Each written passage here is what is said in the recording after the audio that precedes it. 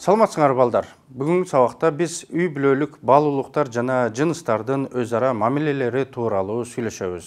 Биздин түшүнүгүбүздө үй бүлө сөзү эмнени билдирет? Үй бүлө бул нике, тууганчылык, балдарды тарбиялоого кабыл алуунун же чоңдорду камкордукка алуунун негизиндеги укуктарга жана милдеттерге байланышкан адамдардын тобу. Ар бир үй бүлө никенин, балдардын болушу, жалпы чарба жүргүзүү сыяктуу мүнөздүү белгилерге ээ.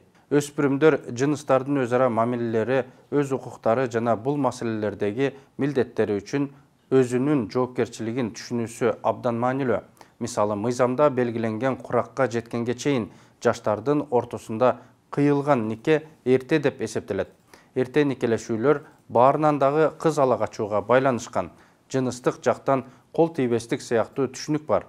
Сексуалдык мүнөздөгү зомбулук аракеттер үчүн эксперименттер менен алектенүүнүн жана кызды үй бүлө куруу үчүн интимдик жакындыкка тартуунун кереги жок.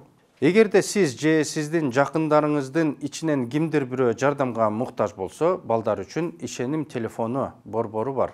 Ага 111 номери аркылуу кайрылууга жана балдардын, өспүрүмдөрдүн укуктарын сактоо боюнча консультация алууга жана психологиялык жардам алууга болот.